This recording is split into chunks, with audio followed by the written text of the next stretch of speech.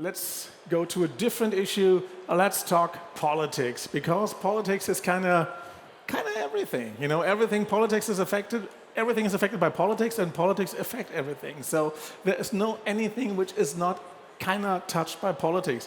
And we would like, because our motto is AI everything, we would like to talk about the EU AI Act. You know, not as a red tape, but as a catalyst for enterprise transformation.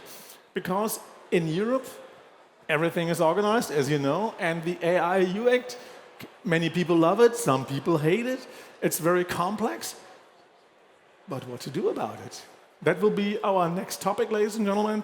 And in order to stay afloat about regulations, we have a great panel. There's a gentleman actually who became kind of famous because he is a hot name in enterprise AI. His name is Martin Kohn. He's the president, CEO of Cohere, and he is still sharing the stage with Alok Jha, economist and science technology editor of The Economist. Ladies and gentlemen, the place is yours.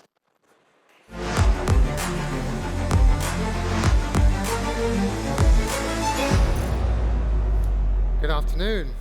To prove you can't trust technology, my iPad's just stopped working, hence the laptop. Fortunately, I had a backup. All right, Martin. Really nice to meet you. Martin is the President and Chief Operating Officer at Cohere. And we're here to talk about some practical lessons about building models on the AI front lines. So Martin, just why don't you start with a bit of an introduction. Tell us about Cohere. What does Cohere do specifically with AI models that the audience might be interested in? Yeah, thank you for having me here, first of all. So at Cohere, we're completely focused on secure AI for business. So we build frontier AI tech from scratch. We're vertically integrated. We do not take other people's models. But we deploy this tech with the utmost privacy and data security, especially for critical infrastructure regulated industries. So companies, governments, organizations that want to make sure that their data stays where it is and is not sent out through APIs to public chatbots or cloud-hosted solutions. I think the second thing that's very important is that we don't just provide models. I liken that a little bit to electricity. It's very hard to generate electricity. You need to build a nuclear power plant. We're one of 6 companies in the world that has built a nuclear power plant, meaning the foundational LLMs. But I don't think it makes much sense to walk around and say, would you like to buy 25 kilowatt hours or have a 10% weekend discount? Rather, we want to know what the applications and solutions are. And so we have developed vertically integrated applications and solutions. Our flagship North platform is an agentic AI platform that is deployed inside our customers' data environments, whether that's on a VPC, all the way to on-prem, or even air-gapped on-prem. And that enables those enterprises to create their own agents with no code. Once it's deployed, has the generative model, search and retrieval capabilities, connectors to the very sensitive, valuable data inside those organizations. You can then create 5, 10, 50, 100, 500 agents in a no-code way, rather than have to go one at a time. And so, especially in places like Europe, where data security, sovereign AI, data sovereignty is very important, this is something that is really resonating with those companies. So let's come to that. So security and privacy, it seems to be the sort of order of the day when it comes to Cohere. And I can imagine in various industries that are very heavily regulated and require lots of security and privacy, so I'm thinking healthcare, critical infrastructure, finance, public sector information, governments, etc. They need these things. So there's your market. What's going on with building the technology you build in Europe as well, in those markets where there are very, very strict standards when it comes to privacy? What sort of additional things do you have to do to make sure that you meet all those requirements? Well, I'll give you the cheeky response. The cheeky response is nothing, because we have built our company from day 0 to be all about that. And so we ship our technology to your data. We don't ask you to ship your data to our technology. Now, that's the cheeky response. Of course, we're very compliant with the various privacy laws here in Europe. We're very involved with Brussels and the various other national governments to make sure that all the specific regulations are adhered to. But the point is that because we ship our technology into our customers' data environment, all the way to on-prem, all the way to air-gapped on-prem, it has the same security and data privacy that the rest of their data does, and that's very important. And that's something, you're absolutely right. We're deploying our North platform across RBC, which is one of the leading banks in the world. In fact, number 3 in the AI Maturity Index already. And they're going to roll this out to all 91,000 of their employees. They have 14 risk departments and the federal regulator. And so the work we're doing is working hand in hand with them, not just to deploy a nice chatbot, but make sure that all 14 risk departments are very comfortable that this is going to be done in that kind of way. We're doing similar things with manufacturing companies, supply chain companies, automotive manufacturers, and as you say, governments, both high side, intelligence, cybersecurity, as well as low side, delivering services to the citizenry. So do you have a particular model of how the customers, perhaps businesses, are using AI to try and either streamline operations or boost productivity? Do you have a thought in mind, or are you completely agnostic to those things? I mean, we are agnostic in that we want to enable our partners and customers to deploy AI in our agentic AI foundry to create alpha, meaning for them to do something that differentiates them. Before Cohere, I was at Google. I was the CFO of YouTube. And YouTube is accessed by 2.8 billion people every day. Google Search is incredible, accessed by over 3 billion people every day. And those are amazing things, but of course 3 billion people have access to the same thing. It's great for consumers, it's great for prosumers. It does nothing to differentiate you, which is why Google has done nothing in enterprise search. Enterprise is like building-to-building combat. Finding needles in haystacks. Everyone's haystack is different. Everyone cares about different needles. It's kind of the opposite of consumer. And in AI, the other 5 of those companies I mentioned who builds frontier technology like Cohere does are all primarily focused on consumer and prosumer. ChatGPT is a great consumer product. It's the same for everyone. It's generic in a good way, just like Google Search is. We focus on working with our customers to customize and configure those capabilities with their data, very securely, very privately, with their expertise, to develop capabilities that give them an advantage over their competitors and create alpha. So back to your question, we certainly have knowledge of various capabilities, various agents that a telco would use, like we're doing with STC.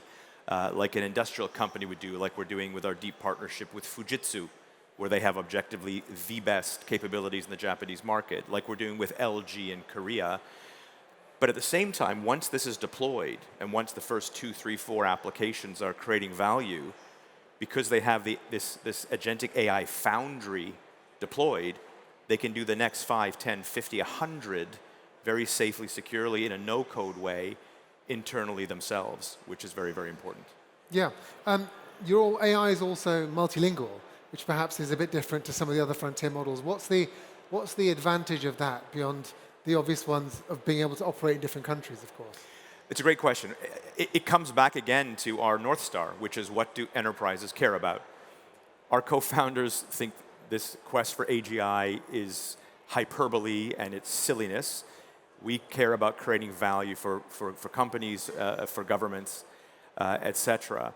And so we're really focused on moving quickly to value. And one of the things enterprises care about is multilingual. If you're an enterprise and you have a subsidiary in Brazil, you can't decide whether or not to launch in Brazil. You need to be able to do this in Brazilian Portuguese.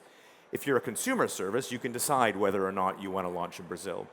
And so, as you say, our Command A model, which is our latest generative model, was released a few weeks ago, is very conversant in the top 23 global business languages. Our search and retrieval capabilities work across 109 languages. And we believe, actually, search and retrieval is something people don't talk much about. Everyone talks about playing Pokemon and writing poetry about your parakeet and limericks about your llama. These are all good things, by the way. They're all fun things, but that's nice for consumer and playing around. But for enterprise, search and retrieval through the enormous swath of lost information, lost knowledge in their data systems is very important. And that can be in different languages, different formats, different modalities. That's what we focused on, linked up to our generative model, our application, connectors to all the data sources, which makes up this North platform. So basically, you take all of the sort of heavy lifting away from customers to say, don't try and build your own RAG pipelines and put pieces together and try 17 models. This just works privately, securely in your data environment. So imagine you've got lots of data, lots of it is useful if you could search through it and do the kinds of things you're talking about. You come along with a model, a frontier model, and you want to use it, but you don't have a cluster of GPUs in your company. You're not an IT company. How does a business that wants to use all of this but doesn't have that incredible infrastructure and investment, how do they use your technology?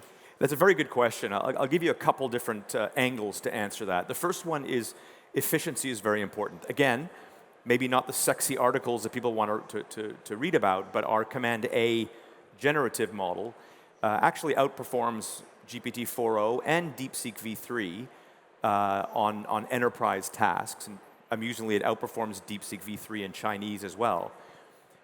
But that model runs on 2 GPUs.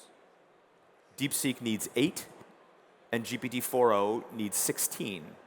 So that means just right off the bat, we require 1/4 or 1/8 the compute footprint that the others do. Everyone talks about where they are on some academic benchmark. They don't talk about the fact that you need to spend 8 times as much money for the compute to get the same throughput. We architect everything we do to really push deployment at massive scale. So that's one thing, is to minimize the amount of compute that's required. By the way, we have a more efficient model. It's called Command R7B, which is much smaller, can actually even run on A10s or T40s if you need very low latency, very low cost, quick for repetitive tasks, maybe customer service or something. You don't need a double PhD to work as a barista at Starbucks. You need to be very good at knowing your coffee and treating customers. So you can have a smaller model that's going to be customized for those tasks. And so we have a range that we use. But back to your question, different to many of our peers, we have not taken billions of dollars from a hyperscaler. So when you take billions of dollars for a hyperscaler, you're exclusive to that hyperscaler.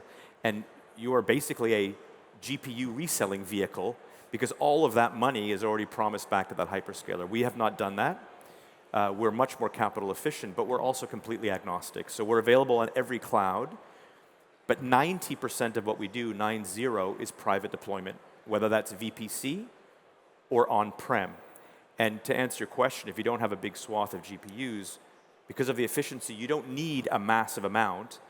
And we are working, in fact, yesterday was just announced, our CEO was on stage at Dell Technology World. We have a deep partnership with Dell, where they are shipping equipment, they're shipping devices, including some very low-cost, efficient ones with 2 GPUs that have our North platform pre-configured so that you could, if you want to do something as a law office or a small manufacturer or a small asset manager, deploy a relatively cost-efficient device, keep your data close to where you are, and be able to run this frontier technology across your data very safely, securely, without having to send stuff into the public cloud. And especially, I think, in Europe, you may want to have your data in Germany. You may want to have your data in Italy. You may want to have your data in all of those places, depending on which subsidiary.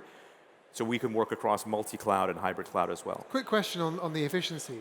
By reducing the amount of the number of GPUs, I mean, that's obviously great for businesses, but I'm just curious, what are the trade-offs? What do you lose by going from 16 GPUs to 2?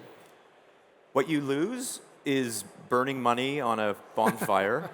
You probably also lose some negative impacts on the environment with the carbon that you... Is it all positive? Or, It's all positive, because as I started by saying, Command A outperforms DeepSeek v3 and GPT-4o objectively in terms of performance metrics of retrieval or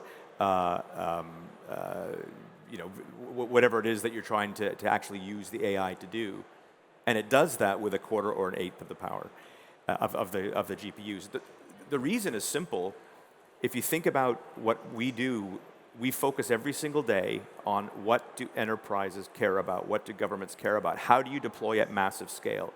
STC is going to roll out to 38,000 of their employees. Dell is using us internally. They have 120,000 employees. We're working with governments who have hundreds of thousands. And so we're always focused on deploying at scale. Many other AI companies are focused on AGI or consumer chatbots, and they have billions of dollars that they can burn. I've heard one of our peers is losing $1 billion a month, but they keep getting more money from their cloud provider because all of that money goes back to the cloud provider. So this kind of round-tripping of taking funding from a cloud provider to then spend it back on that cloud provider means you're not really incented in the same way to drive for efficiency.